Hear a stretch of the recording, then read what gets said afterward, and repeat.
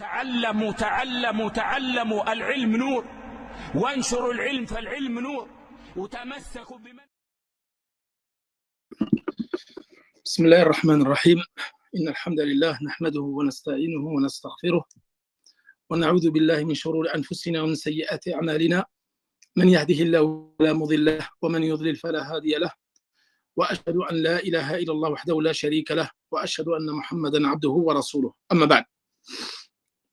Chaque dimanche, donc nous allons poursuivre l'explication des 42 hadiths de l'imam al-Nawawi. Et aujourd'hui, c'est l'explication du hadith 35. عن أبي هريرة رضي الله عنه قال قال رسول الله صلى الله عليه وسلم لا تحاسدوا ولا تناجشوا ولا تباغضوا ولا تدابروا ولا يبع بعضكم على بيع بعض وكونوا عباد الله إخوانا المسلم أخو المسلم لا يظلمه ولا يخذله ولا يكذبه ولا يحقره التقوى ها هنا ويشير إلى صدره 3 مرات بحسب امرئ من الشر أن يحقر أخاه المسلم كل المسلم على المسلم حرام دمه وماله وعرضه. Hadith rawahu Muslim. D'après Abu Huraira, qui dit qu'Allah l'agrée, le messager d'Allah sallallahu alayhi wa sallam a dit: ne vous enviez pas, ne surenchérissez pas les uns sur les autres, ne vous haïssez pas, ne tenez pas à l'écart les uns des autres, ne vous tenez pas à l'écart les uns des autres, que l'un d'entre vous n'entre pas dans la transaction d'un autre, mais soyez des serviteurs d'Allah, frères les uns des autres. Le musulman est le frère du musulman et il n'est pas injuste envers lui. Ne l'abandonne pas, ne lui ment pas et ne le méprise pas. La piété est ici et il a indiqué sa poitrine 3 fois. Il est suffisant à la personne comme mal de mépriser son frère le musulman. Le musulman est sacré pour le musulman. Son sang, ses biens et son honneur.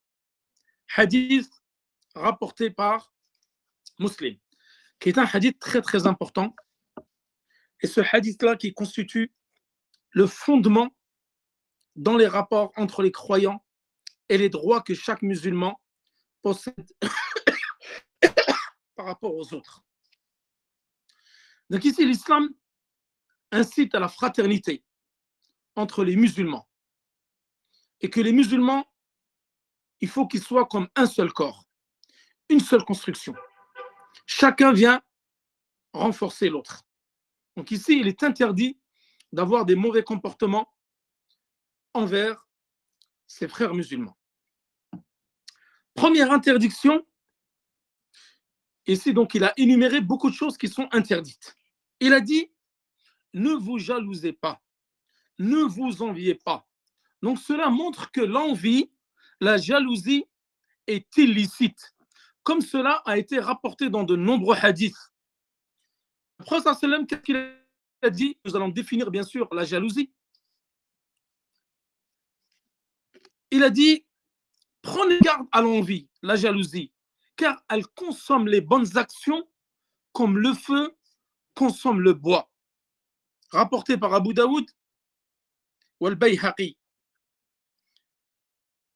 Mais Cheikh Al-Albani est là jugé faible dans Sunan Abi Daoud. La définition donc de la jalousie, de l'envie, c'est le fait de souhaiter que le bienfait qui a été accordé par Allah subhanahu wa ta'ala à son frère soit ôté. Et l'envie a différentes significations, comme les savants le rapportaient. Pour certains savants, il s'agit donc d'un sentiment qui pousse à espérer que l'envié, c'est-à-dire al-mahsoud, soit privé de ce bienfait-là, qu'Allah lui a accordé, ou à croire qu'il ne mérite pas ce bienfait-là. Et ça va même très loin, parce que on va comprendre par cela que la jalousie, en fin de compte, elle va s'opposer au décret de Allah subhanahu wa ta'ala et à la prédestination et au bienfait, qu'Allah subhanahu wa ta'ala a accordé à cette personne qui a été enviée. Et c'est pour cela que ce hadith-là, il dit que al-hasad, l'envie, elle consomme les bonnes actions comme le feu consomme le bois. Donc l'envieux, al-hassad, le jaloux, n'est pas seulement pécheur, mais en plus ses bonnes actions vont être effacées. C'est-à-dire que, subhanallah, al-hasad, c'est parmi l'un des pires péchés. Et comme vous le savez, c'est le premier péché qui est apparu sur terre. Parmi les deux fils d'Adam, alayhi salam, et l'un a envié son frère. Pourquoi? Parce que Allah subhanahu wa ta'ala a accepté de lui son offrande et il n'a pas accepté de l'autre. Alors il l'a envié, ce qui l'a poussé à le tuer. Donc l'envie peut pousser carrément soit à la mécréance, soit au meurtre, mais il en découle que des mauvaises choses. Allah subhanahu wa ta'ala, qu'est-ce qu'il dit dans Surat al-Baqarah, verset 109? وَدَّ كَثِيرٌ مِّنْ أَهْلِ الْكِتَابِ لَوْ يَرُدُّونَكُم مِّن بَعْدِ إِيمَانِكُمْ كُفَّارًا حَسَدًا مِّنْ عِندِ أَنفُسِهِم مِّن بَعْدِ مَا تَبَيَّنَ لَهُمُ الْحَقُّ.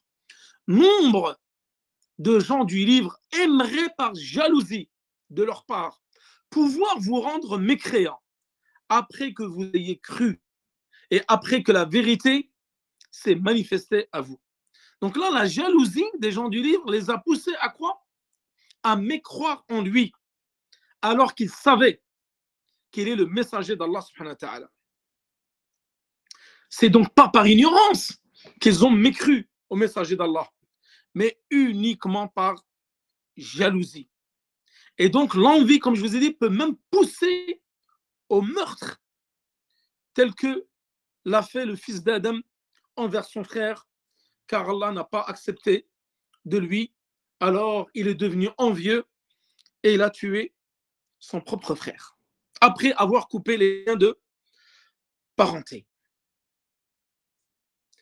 Et la jalousie est de différentes étapes. Il y a différentes catégories de jalousie, comme l'a cité Ibn Rajab dans son explication des 42 hadiths de l'imam al-Nawawi. Première étape, catégorie, c'est de détester les bienfaits qu'Allah subhanahu wa ta'ala a accordés à autrui. Mais tu ne veux pas qu'il lui ôte. Allah subhanahu wa ta'ala a accordé la richesse à ton frère, alors toi tu détestes ce bienfait-là qui lui a été accordé, mais tu ne veux pas par exemple qu'il soit ôté. C'est le plus bas degré de la jalousie. Et il y a un degré qui est encore plus pernicieux, plus mauvais, c'est le fait de détester qu'Allah subhanahu wa ta'ala a accordé un bienfait à ton frère musulman et que tu veux que ce bienfait soit ôté et qu'il te revienne de droit. C'est-à-dire que toi aussi tu veux avoir ce bienfait-là. Ça, c'est un niveau encore au-dessus, au niveau de la jalousie, comme le décrit Al-Hafid ibn Rajab.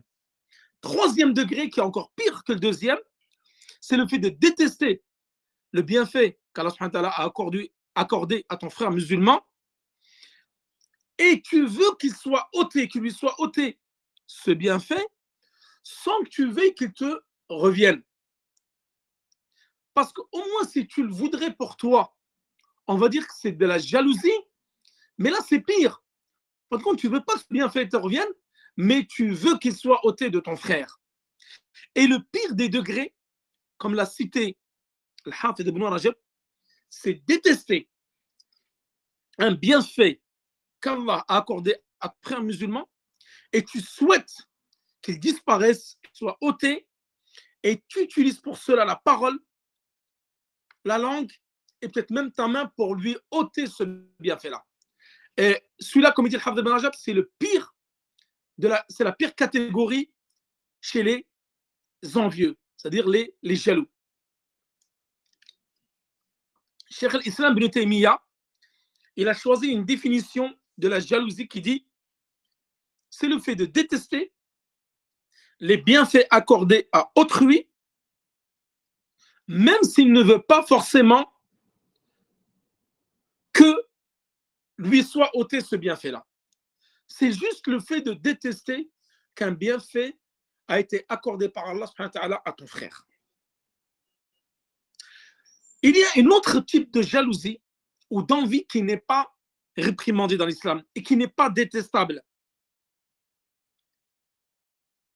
qui est même plutôt recommandée. C'est laquelle? Il y a un hadith de Ibn Mas'ud radiyallahu anhu qui dit لا حسد إلا في اثنتين رجل أتاه الله مالا فسلط على هلكته في الحق ورجل أتاه الله الحكمة فهو يقضي بها ويعلمها. Il n'y a d'envie qu'en deux choses, ou de jalousie qu'en deux choses. Un homme à qui Allah a accordé des biens et qui les dépense dans le bien. Et un homme à qui Allah a accordé la sagesse et qui juge selon elle et l'enseigne. Donc, hadith qui a été rapporté par Al-Bukhari ou Muslim, donc authentique, d'après Ibn Mas'ud. Et ce type d'envie, cette jalousie-là, qui est plutôt bénéfique et recommandée, les savants ne l'appellent pas Al-Hasad. Ils l'appellent Al-Ghibta. Ils l'appellent Al-Ghibta. Elle est louable car elle montre l'amour du bien. Quelqu'un lui a donné de l'argent, Allah subhanahu wa ta'ala lui a octroyé un bien et toi tu souhaites avoir le même bien pour le dépenser comme lui dans le sentier d'Allah. Et Allah lui a donné un enseignement, une science profitable et toi tu veux aussi bénéficier de cette science profitable et pouvoir l'enseigner aux gens. Cela est louable d'avoir cette envie-là. Le prophète sallallahu alayhi wa sallam, il a dit à ce propos, Al-Ghibta, Fahumma fil ajri sawa. Tous deux ont la même récompense. C'est-à-dire celui à qui Allah subhanahu wa ta'ala a accordé ce bienfait et celui qui veut ce bienfait pour pouvoir en bénéficier et le transmettre aux gens. Voilà concernant la première interdiction qui est l'envie, la jalousie. Vient la deuxième. Wala tanajashu. Ne surenchérissez pas les uns sur les autres. Un najash, huna, il a été expliqué de différentes façons. Le sens au niveau linguistique, c'est le fait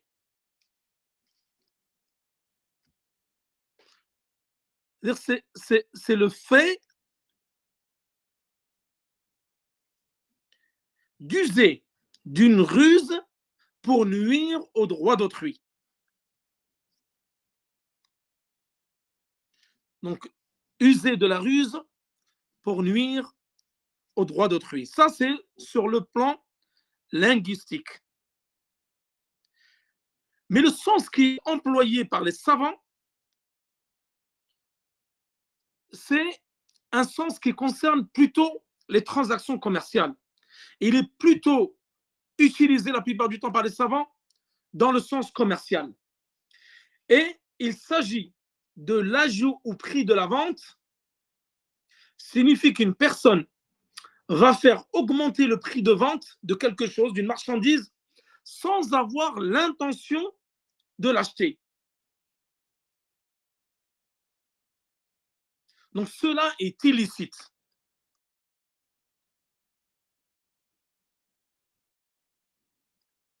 Donc ça va concerner qui? Le vendeur qui va en profiter parce qu'il va augmenter le prix de la marchandise pour un profit qui lui revient, soit ça sera un méfait pour l'acheteur.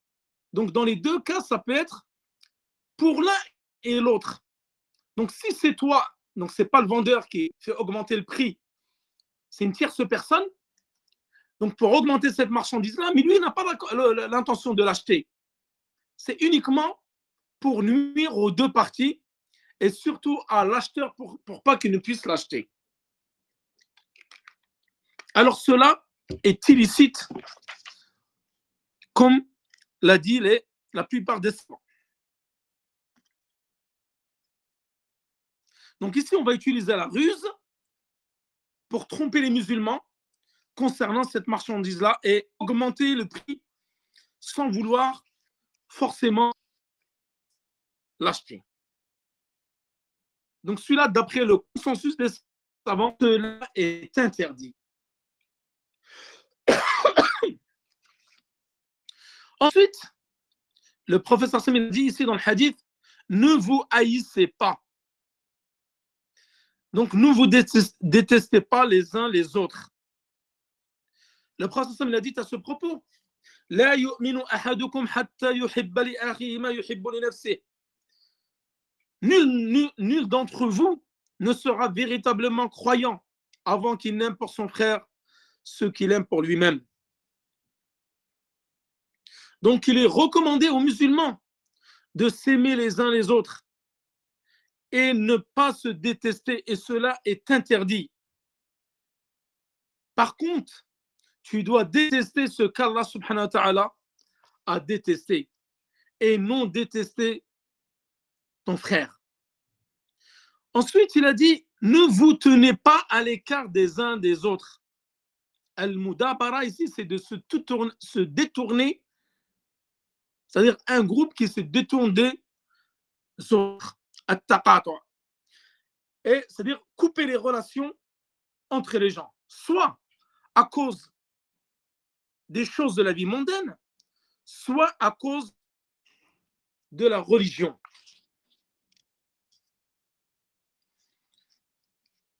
Dans le hadith, le prophète sallallahu alayhi wa sallam dit, il n'est pas permis aux musulmans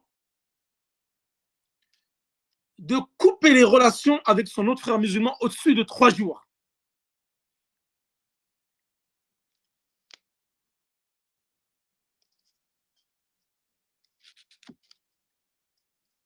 Ensuite, il a dit, celui qui fait le premier pas, c'est le meilleur des deux parties. Donc, il ne convient pas que tu hajar, c'est-à-dire ici le hajar, ou al-muqata'a, c'est le fait de couper les liens, de ne plus parler à ton frère au-dessus de 3 jours quand ça concerne des choses de la vie. Ce hadith-là, il a été rapporté dans les 2 sahih, c'est-à-dire Al-Bukhari ou Muslim.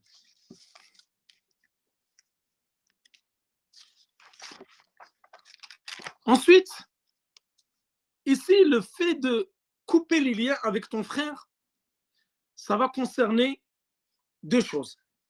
Soit les choses de la vie d'ici-bas, et cela est interdit au-dessus de 3 jours, soit cela va concerner les choses de la religion. Et cela est permis, mais sous condition.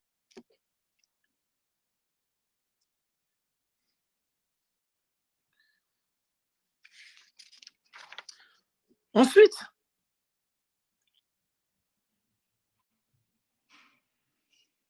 le prophète sallam, comme il a dit, donc il n'est pas permis aux musulmans de fuir son frère ou de couper les relations au-dessus de 3 jours.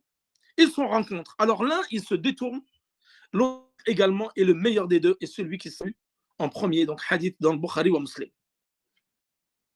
Donc là, les savants concernant ce hadith-là, ils énoncent que l'interdiction de la rupture ne doit pas dépasser 3 jours. Par contre, la rupture au niveau religieux, elle n'a pas de délai précis.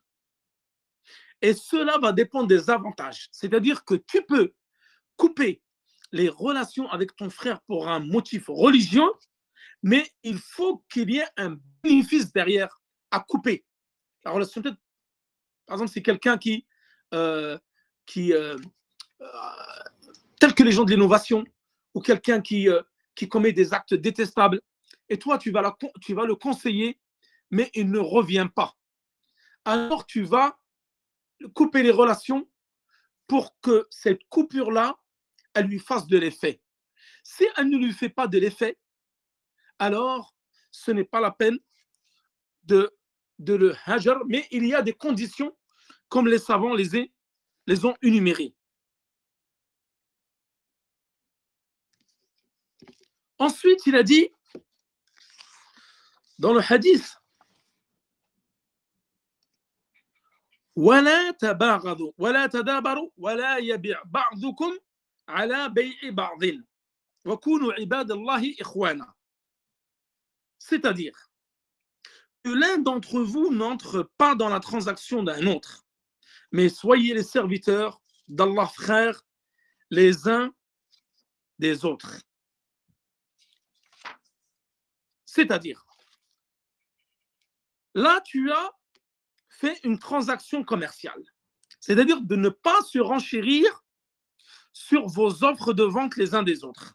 Un vendeur va constater qu'un autre vendeur est sur le point de faire une transaction commerciale, de vendre une marchandise à quelqu'un.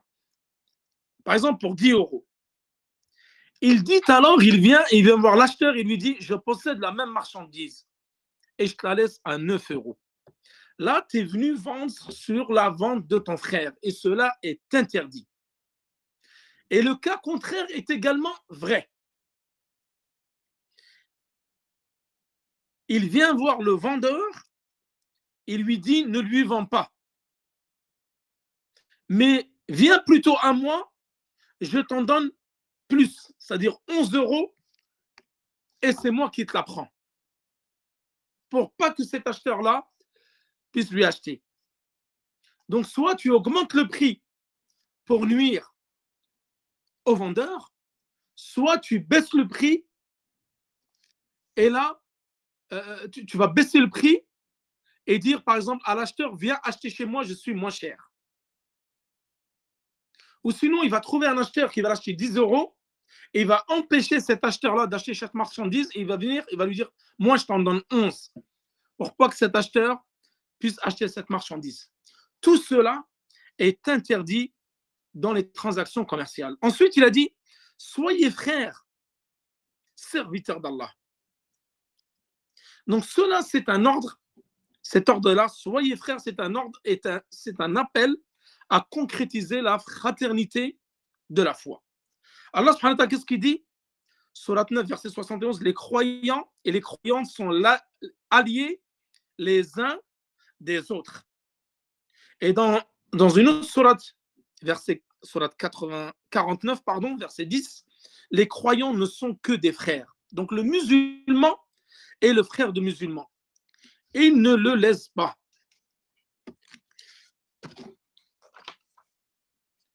C'est-à-dire, donc ça c'est l'autre partie du hadith où le prophète il dit la yadhlimuhu wa la yakhdhuluhu wa la yakdhibuhu wa la yahqiruhu.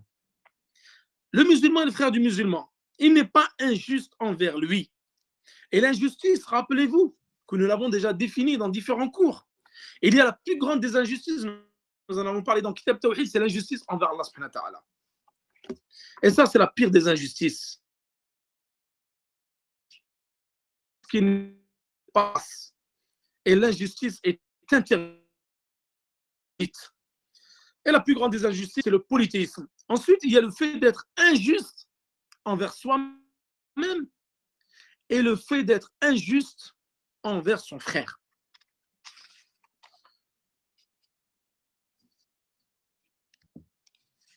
Donc l'injustice est de mettre quelque chose à la place d'une autre alors qu'il lui est dû. Voilà l'injustice. Donc elle peut concerner Allah, c'est la pire des injustices. Elle peut concerner autrui, la personne, etc. Ensuite, il a dit, le prophète ne l'abandonne pas. C'est-à-dire, si tu vois ton frère en train d'être humilié, alors tu dois lui venir en aide. Le soutenir sans l'abandonner à ses ennemis. Si tu vois quelqu'un parler en lui de mal, alors tu dois quitter cette assise. Ou, si tu es dans l'assise, tu prends sa défense. Et tu ne dois pas garder le silence, car le silence est une forme d'abandon. Le prophète sallallahu alayhi wa sallam dit à ce propos, viens en aide à ton frère, qu'il soit oppresseur ou opprimé. Un homme dit alors, ô messager d'Allah, je l'aide s'il est opprimé, mais comment l'aider s'il est oppresseur? Alors le prophète sallallahu alayhi wa sallam répondit, تحجزه أو تمنحه من الظلم فإن ذلك نصره, c'est-à-dire tu le bloques ou tu l'en empêches d'opprimer l'autre. C'est en cela lui venir en aide. Tu l'empêches, c'est-à-dire d'opprimer les autres. Et tu ne lui mens pas. Ne lui mentez pas dans vos transactions ni dans vos discussions, c'est-à-dire à ton frère musulman. Et ne le méprise pas, c'est-à-dire ne le rabaisse pas. Le musulman ne doit pas rabaisser son frère, car vous savez que le musulman est important aux yeux d'Allah subhanahu wa ta'ala.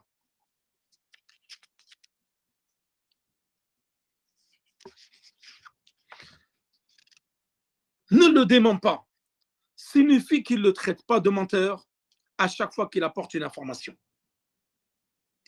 Et à la base, c'est que le croyant ne ment pas. Abu Darda, il a demandé au prophète sallallahu alayhi wa sallam, au messager d'Allah, est-il possible que le croyant vole?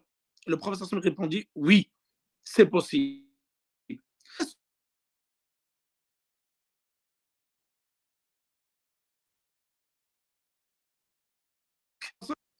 Abu éprouve. Il demande ensuite, est-ce que c'est possible que le croyant mente?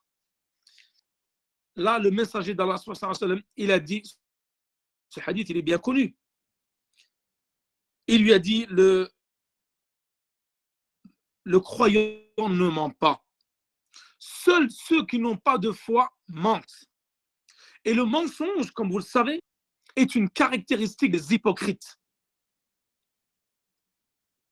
Donc en revanche, la fornication ou le vol sont des choses qui sont ponctuelles, passagères. Donc cela résulte des passions. Donc au moment de cet acte-là du vol, la fornication, la foi va se retirer du cœur durant l'accomplissement de cet acte. Ensuite, elle revient lorsque l'acte a été commis et elle regagne le cœur. Alors que le mensonge, il accompagne la personne. Et le mensonge mène à la perversion. Il est le fisc. Et la perversion mène en enfer. Donc, mes chers frères, soyez vraiment vigilants, car, comme il a dit le prophète, le croyant ne ment pas. Il se peut qu'il puisse accomplir d'autres actes de turpitude, d'autres péchés, mais pas le mensonge. Ensuite, le prophète sallam, il dit dans un hadith, la piété est ici. Et il a montré sa poitrine à 3 reprises, c'est-à-dire dans le cœur. Et Allah, le prophète sallam dit à ce propos dans un hadith, Inna Allah la yanduru ila suwarikum wa amwalikum wa innama yanduru ila qulubikum wa a'malikum. C'est-à-dire, certes, Allah ne regarde pas vos apparences, ni votre richesse, mais il regarde plutôt vos cœurs et vos actes. C'est-à-dire que la foi, elle est dans le cœur. Et on ne regarde pas l'apparence de la personne, mais on regarde plutôt les cœurs et les actes. Mais cette signification-là n'est pas la signification que certains peuvent penser, en disant que la foi, elle est dans les cœurs, comme disent les Murji'a, une secte égarée, et donc nous ne faisons pas d'actes. Et beaucoup de gens, lorsque tu leur réprimes, lorsqu'ils font un péché, ils te disent la foi est dans le cœur. Ce n'est pas la signification de ce hadith-là. Et c'est le prophète a voulu montrer que la foi, elle est dans le cœur. Mais les actes et les membres le sont également. C'est-à-dire la foi, elle est dans le cœur, mais elle est également dans la langue quand tu l'as dit avec la langue, elle est iman, et que tu l'as fait accompagner d'actes. Et d'ailleurs, à ce propos, un hadith que nous avons déjà mentionné dans Arba'in Nawiyya, Ala wa inna fil jasadi mudghatan, idha salahat salaha al-jasadu kulluhu, wa idha fasadat fasada al-jasadu kulluhu, ala wa hiya al-qalb. N'y a-t-il pas dans le corps un morceau de chair? S'il est droit, tout le corps est droit. S'il est corrompu, tout le corps est corrompu. N'est-ce pas le cœur? Donc, celui qui extériorise ses péchés, ses actes de désobéissance, cela prouve qu'il y a une corruption dans le cœur. Mais celui qui fait des actes de bonnes œuvres, des actes de désobéissance, cela prouve que la droiture de son cœur. Donc, les hypocrites, eux, ils montraient les bonnes actions en apparence, mais au fond de leur cœur, ils détestaient l'islam. Donc, il ne suffit pas de dire que la foi, elle est dans le cœur, mais qu'elle n'est pas suivie de bonnes actions. Ensuite, le prophète sallallahu alayhi wa sallam, il dit, il suffit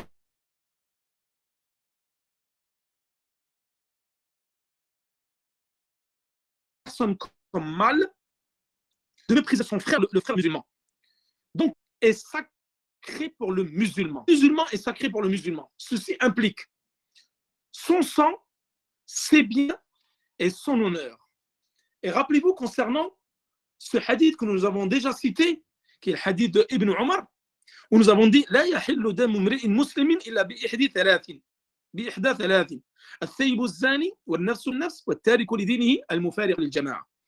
Nous avons dit que le sang du musulman est sacré, sauf dans l'un des trois cas. Celui qui a déjà été marié d'un mariage valide et commet la fornication. Une âme pour une âme, c'est-à-dire la loi du talion. Et celui qui délaisse la religion, qui sort du groupe.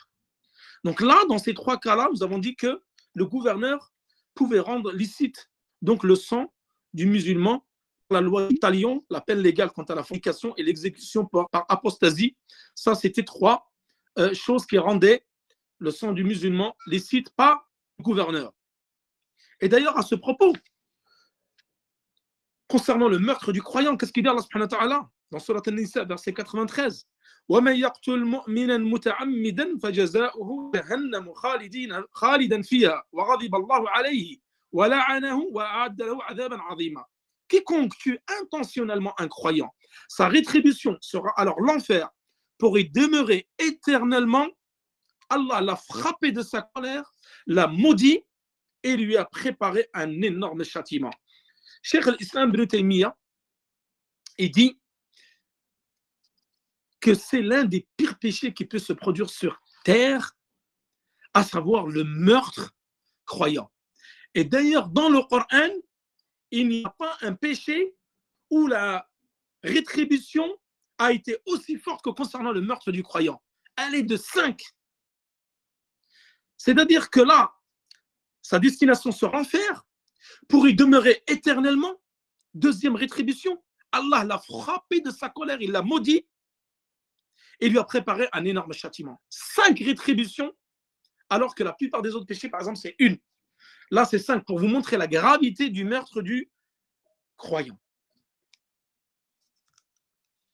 Donc voilà concernant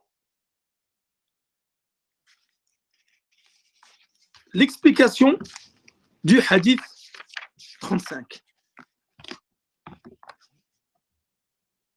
Ensuite, nous allons passer à l'explication du hadith 35. Donc l'honneur du musulman doit être préservé, ainsi que ses biens. Et l'honneur du musulman, c'est de ne pas parler en son absence, de ne pas le critiquer, le dénigrer, etc. Allah subhanahu wa ta'ala dit à ce propos, et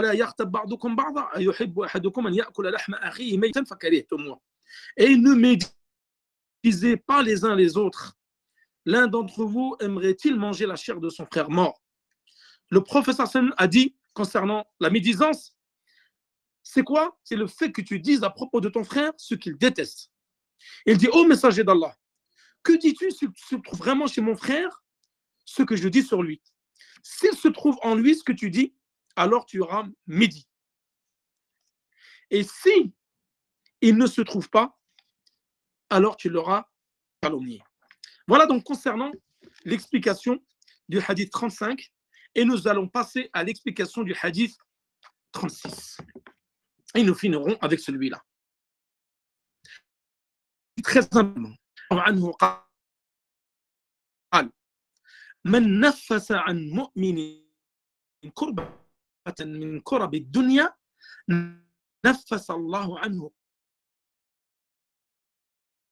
كربة من كرب يوم القيامة ومن يسر على مؤسر يسر الله عليه في الدنيا والآخرة ومن ستر مسلما ستره الله في الدنيا والآخرة والله في عون العبد ما كان أخيه ومن سلك طريقا يلتمس فيه علما سهل الله به طريقا إلى الجنة وما اجتمع قوم في بيت من بيوت الله يتلون كتاب الله ويتدارسونه فيما بينهم إلا نزلت عليهم السكينة وغشيتهم الرحمة وحفتهم الملائكة من بعد عنده ومن أبطأ به عمله لم يسرع به نسبه رواه مسلم بهذا اللفظ.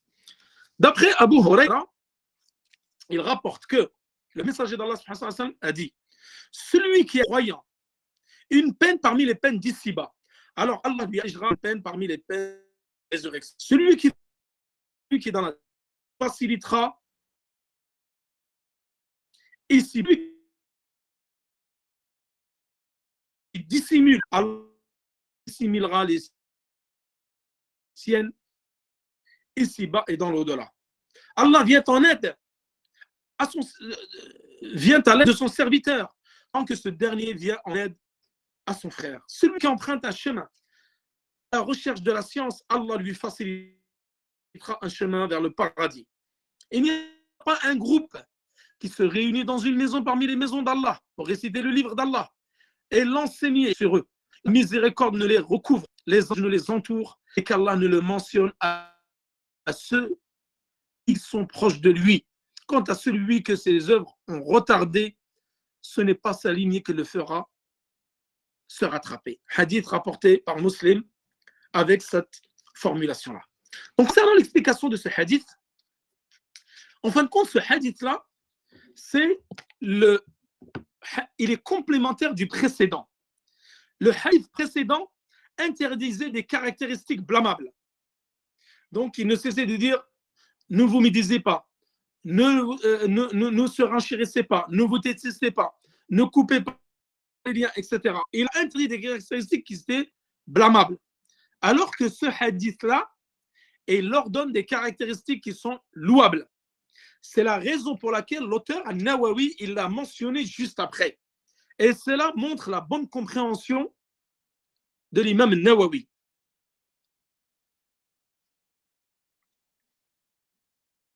Donc là, il montre qu'il est obligatoire qu'on puisse se parer des caractéristiques-là mentionnées dans le hadith, qui sont des caractéristiques louables.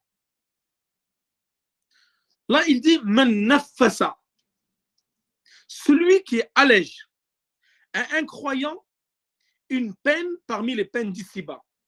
Alors, Allah va lui alléger une peine dans cette vie-là et dans la jour du jugement dernier. Cela montre que la récompense est du même type que l'acte. Tu allèges les souffrances de quelqu'un, alors Allah va t'alléger tes souffrances dans cette vie-là et dans l'au-delà. Toi, tu as une double récompense. C'est que toi, tu auras l'allègement de tes souffrances, de tes peines dans cette vie-là et dans l'au-delà. Soulager ici, nafasa, c'est un verbe qui peut être, donc, c'est-à-dire le soulagement peut être moral, physique ou verbal ou financier. C'est-à-dire que tu vas alléger les peines de quelqu'un, qu'elles soient morales, qu'elles soient physiques ou de type financier. Et donc la récompense de cet allègement sera proportionnelle au soulagement apporté. Donc ici, la difficulté, al-kurba, elle est indéfinie. C'est indéfini. Ça veut dire que cela englobe tout type de difficulté. Et c'est toutes les formes, qu'elles soient morales, physiques, financières et autres.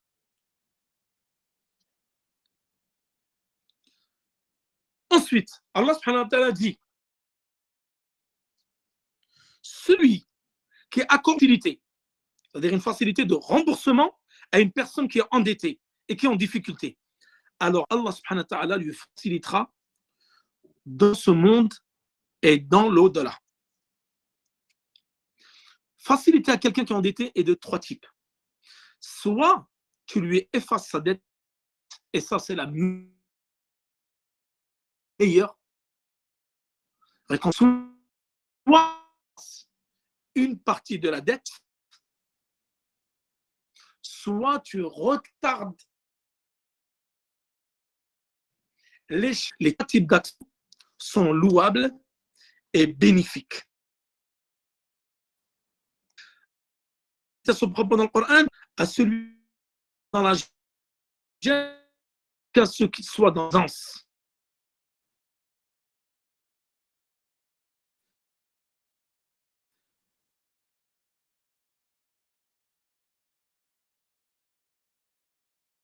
200.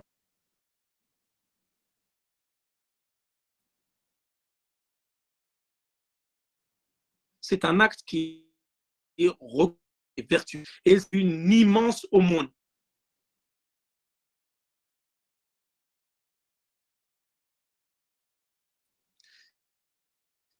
Cette vie-là est dans l'au-delà.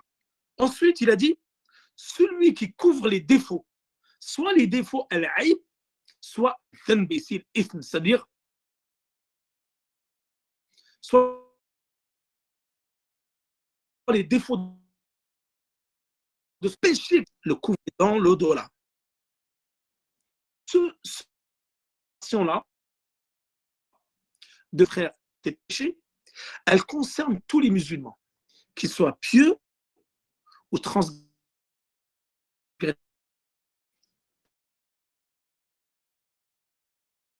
Péché. Cacher les défauts des péchés.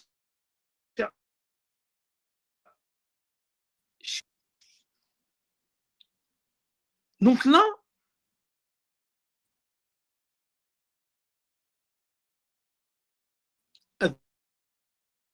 celui qui va cacher ce qui va bien, qu'il a fait un pile.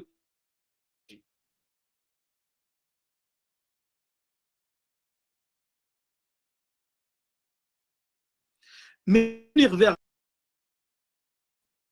écrit tout un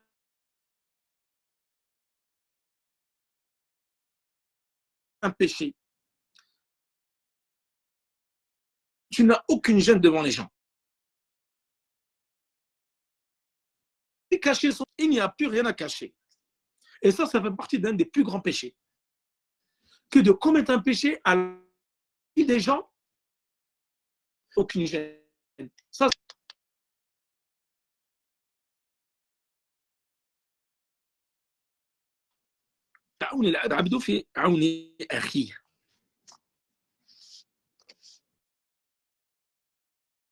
le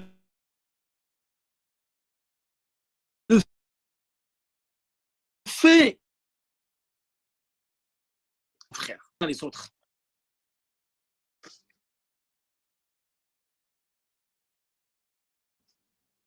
D'une récompense considérable. Donc,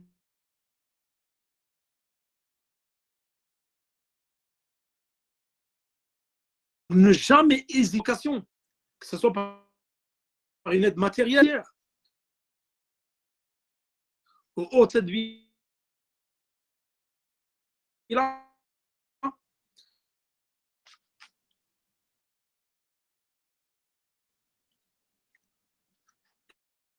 Celui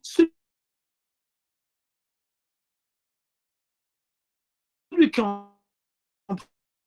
emprunte, alors Allah voit vers le paradis. Donc le fait de rechercher une science légiférée, que vous êtes dans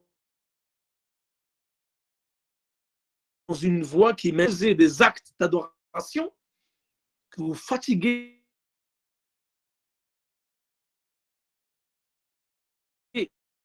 dans cela, mais c'est une voie qui est légiférée. Par exemple, des voies qui mènent à toute l'innovation. Donc c'est important que ce soit une voie qui mène à la science légiférée.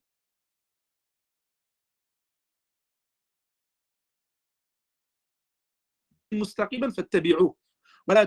Et ne suivez pas les sentiers qui vous écartent de sa voie.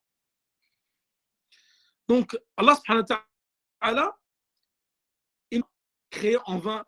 Il ne nous a pas laissé comme ça. Mais il nous a envoyé un messager, comme je l'ai déjà dit. Et il nous a montré le principe à suivre, que toute action qui est faite doit être dotée de deux conditions. la sincérité vers Allah et le suivi du messager. Donc nous devons suivre la voie qui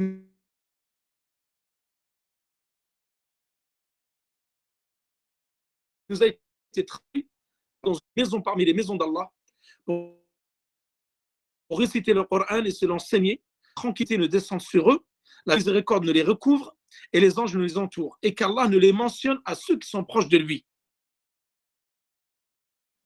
Cela montre à travers de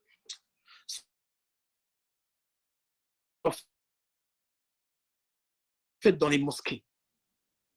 Les maisons d'Allah, là où se réunissent, et c'est là que se trouve la sérénité et la miséricorde. Et d'ailleurs, les maisons d'Allah, ce sont les maisons préférées d'Allah subhanahu wa ta'ala, comme les marchés les plus détestés sur terre. Et les endroits les plus préférés d'Allah, ce sont les mosquées. C'est pour ça que la science, comme le prophète l'a fait avec ses compagnons, c'est les mosquées. Mais c'est en l'occurrence, parfois, nous n'avons pas de mosquée, mais nous dispensons les cours à travers les réseaux sociaux, il n'y a pas de mal. Ceci est plutôt recommandé. Mais la même chose,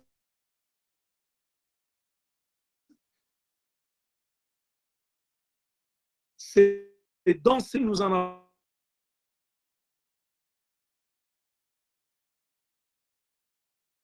Qu'est-ce qu'il lui a? Il y a et celui qui participe comme moi. Là, nous enseignons la religion d'Allah. Nous avons la série qui nous recouvre, nous entoure, nous mentionner auprès des anges. C'est-à-dire, ils le comprennent et l'enseignent.